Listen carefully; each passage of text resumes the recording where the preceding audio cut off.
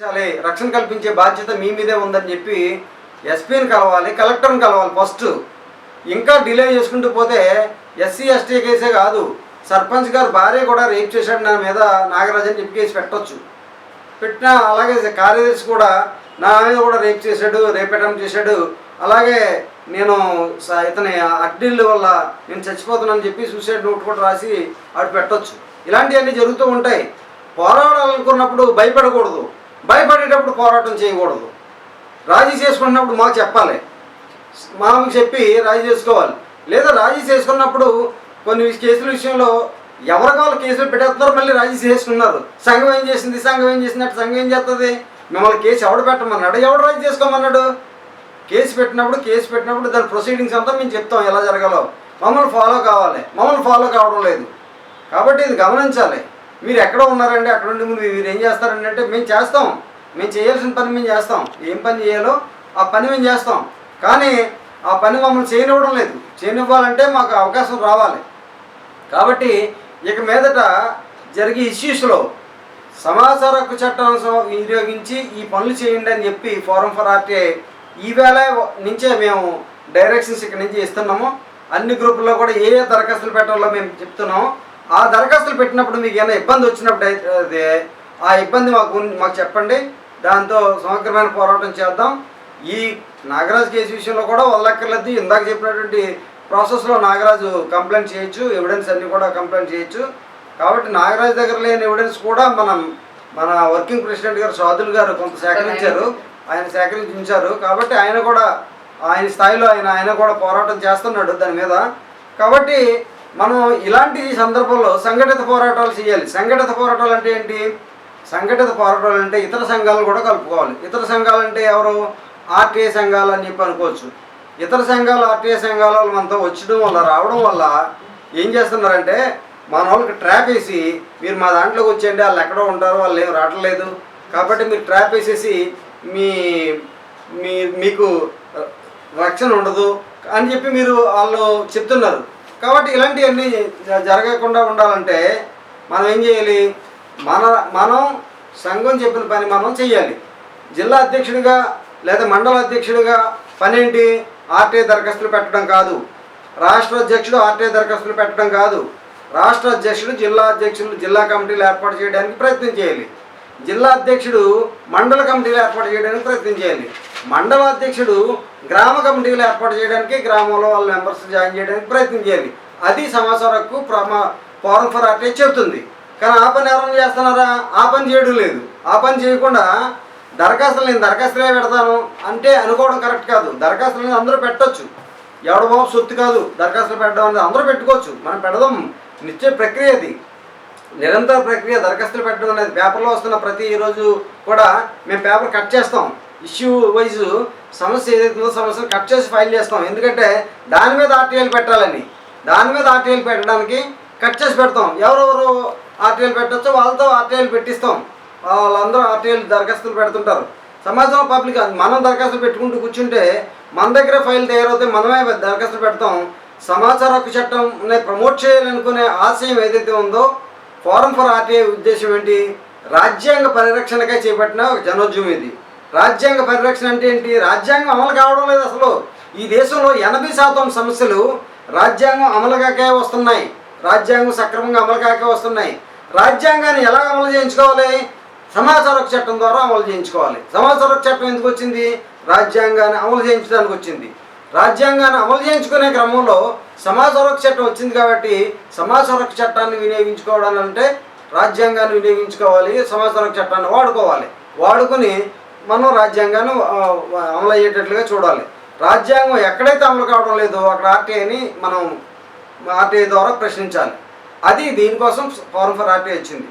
మేము ఎన్నో సామాజిక మాధ్యమాల్లో, సామాజిక పోరాటాల్లో, సామాజిక ఉద్యమాల్లో, సామాజిక అంశాల్లో పోరాడి ఫైట్ చేసి అనేక కార్యక్రమాల్లో పాల్గొని సమాచార హక్కు చట్టం వచ్చేటప్పుడు కూడా దీని ముందు జరిగినటువంటి ప్రక్రియలో, అంటే దీని ముందు జరిగిన అవగాహన సదస్సులు, పబ్లిక్ ఒపీనియన్స్, వీటిలో కూడా పాల్గొన్న తర్వాత గత 15 ఏళ్ళుగా సమాచార హక్కు చట్టం మీద వర్క్ చేస్తున్నాం, పనిచేస్తున్నాం.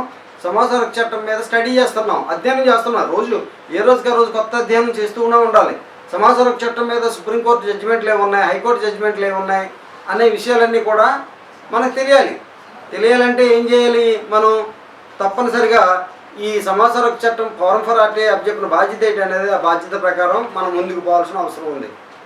అయితే ఇక్కడ మన వ్యక్తిగత సమస్యలు కూడా మనం ఎదురుకావచ్చు. వ్యక్తిగత సమస్యలకి మనం పరిష్కారం చూపిద్దాం. వ్యక్తిగత సమస్యలు కూడా వదిలేయడం లేదు, వదిలేమని నేను చెప్పడం లేదు.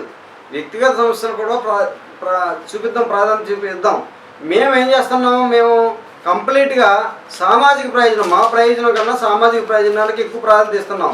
రోజుకు 15 గంటలు 16 గంటలు సామాజిక ప్రయోజనం కోసమే పనిచేస్తున్నాం. కేవలం ఫోరం ఫర్ ఆర్టీఐని స్ప్రెడ్ చేయడానికి, ఈ మూమెంట్ని స్ప్రెడ్ చేయడానికి, ఈ మూమెంట్ని అనేక దశల్లో, అనేక రూపకాల్లో, అనేక గ్రామాలకి, మండలాలకి, రాష్ట్రాలకి చేర్చడానికి మేము తప్పనిసరిగా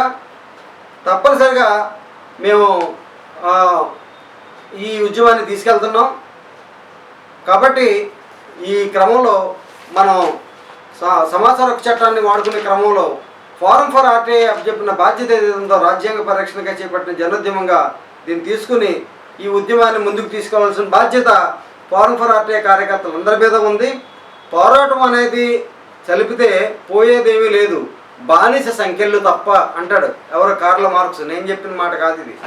పోరాటం అన్నది చలిపితే, పోరాటం అన్నది చేస్తే పోయేదేమీ లేదు. ఏం పోతాయి?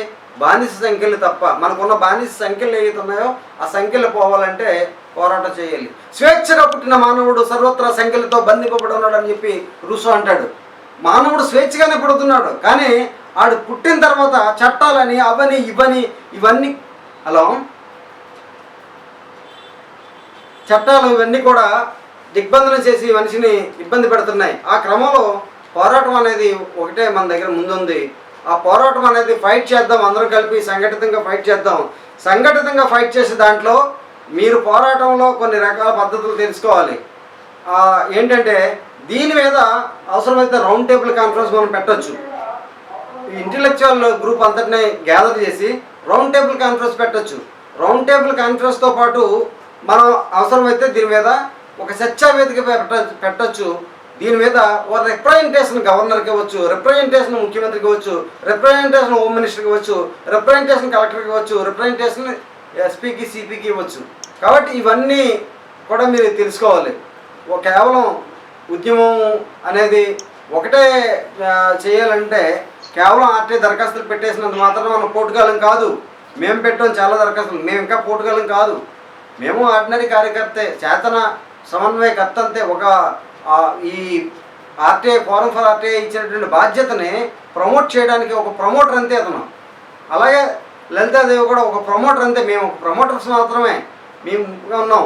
ఆ బాధ్యత ఏదైతే వర్కింగ్ ప్రెసిడెంటో ఇంకేదైతే ఉందో రాష్ట్ర జాతీయ అధ్యక్షుడు, ఆ బాధ్యత కలిగించినప్పుడు మాత్రమే, ఆ బాధ్యతతో మాట్లాడాల్సి వచ్చినప్పుడు మాత్రమే బాధ్యత. కానీ మిగతా సందర్భాల్లో మేమంతా కూడా కేవలం ప్రమోటర్స్, మేము ఓన్లీ కార్యకర్తలమే. మేము కార్యకర్తలుగానే అన్ని పనులు చేసుకుంటాం. మా పనులన్నీ కూడా మా పనులే కాదు, సమాజం చెప్పిన బాధ్యతలన్నీ కూడా అలాగే చేస్తుంటాం. కాబట్టి సమాజానికి ఒక వనరుగా మేము ఉన్నాం, దాన్ని వినియోగించుకోండి. మేము వ్యక్తిగత ప్రయోజనాలకు, మా వ్యక్తిగత ప్రయోజనాల కోసమో ఇంకొకరి వ్యక్తిగత ప్రయోజనాల కోసమో కాదు. సమాజం బాగా సవ్యంగా లేదు, సమాజమే చెడిపోయింది, సమాజమే అవినీతి రహితంగా ఉంది. అవినీతి రహితమైనటువంటి సమాజం, అవినీతి వల్ల, ఈ ఒక శారీరక వ్యాపారం వల్ల ఒక వ్యక్తిత్వం నాశనం, ఒక వ్యక్తిత్వమే నాశనం అయితే అవినీతి వల్ల మొత్తం దేశం యొక్క భవిష్యత్తే నాశనం అవుతుందంటాడు కార్ల్ కౌస్ అనే రచయిత. కాబట్టి కార్ల్ కౌస్ చెప్పినట్లుగా ఆ అవినీతి అనేది మనం ఎరాడికేట్ చేయాలంటే తప్పనిసరిగా మనం దీన్ని ఫోరం ఫర్ ఆర్టీఐ చెప్తున్న బాధ్యత ఏదుందో ఆ బాధ్యతని నిర్వర్తించాలి. ఆ బాధ్యత ప్రకారం ముందుకు పోవాల్సిన అవసరం ఉంది. కాబట్టి మీరు ఆ విధంగా ముందుకెళ్ళాలని చెప్పి కోరుతూ, లైవ్లో షాదులు ఉన్నట్లయితే 2 నిమిషాలు షాదులు మాట్లాడచ్చు.